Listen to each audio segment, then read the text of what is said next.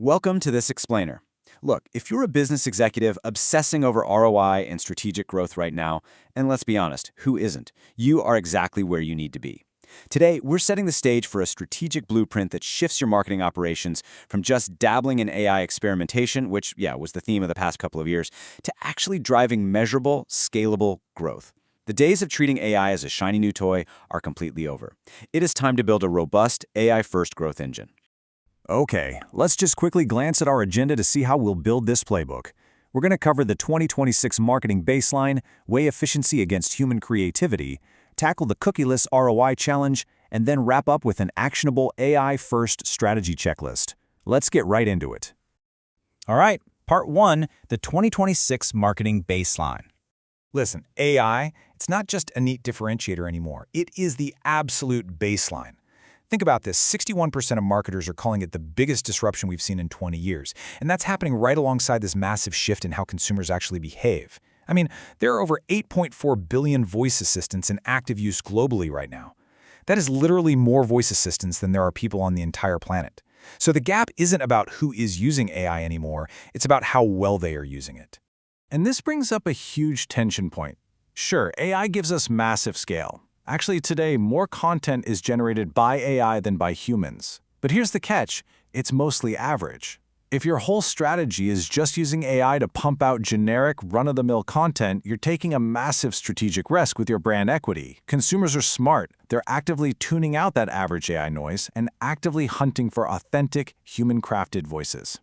So how do you survive this shift and make sure your high-quality stuff actually gets found? As an executive, you need to be mandating a shift toward answer engine optimization, or AEO. With traditional search shrinking, you don't just want a blue link anymore. You need your brand to be the authoritative source that gets cited when consumers ask their voice assistants complex questions.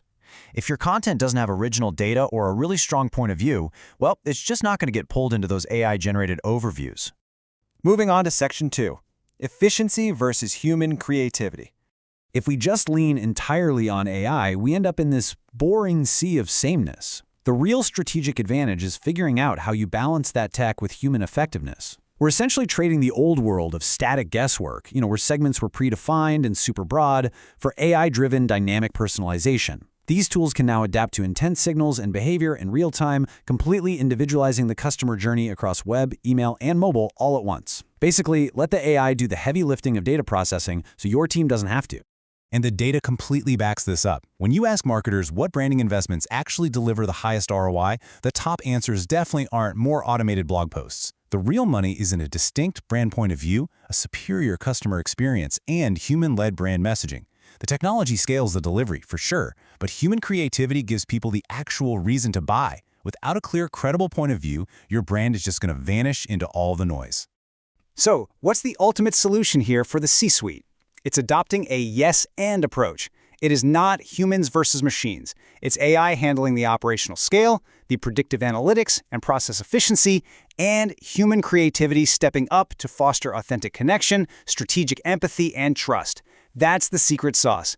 That is how you drive down operational costs while simultaneously increasing your customer loyalty. All right, let's jump into Section 3, the cookieless ROI challenge. We all know third-party cookies are disappearing, right? Those old browser-based tracking methods are pretty much obsolete now. And if you're still relying on them, you're leaving massive, glaring gaps in your ability to track customer acquisition. To protect your ROI visibility, server-side tracking is your new best friend. It securely captures first-party data at every touchpoint, think an email sign-up or a purchase, and sends that enriched data straight from your server to the ad platforms. It bypasses those pesky browser restrictions entirely and guarantees your growth metrics remain accurate. Now, once you've got that server-side tracking pulling in the real data, you've got to update your attribution models. Because, let's face it, platform-reported metrics from places like Google or Meta only give you a slice of the pie. By bringing in an AI-powered, unified, multi-touch attribution model, you can finally track exactly how every single channel is working together to generate revenue across those long sales cycles. You compare first click to see who's introducing the brand, last click to see what sealed the deal, and multi-touch to figure out that whole complex, messy journey in between. Which brings us to our final part, Section 4, the AI-first strategy checklist.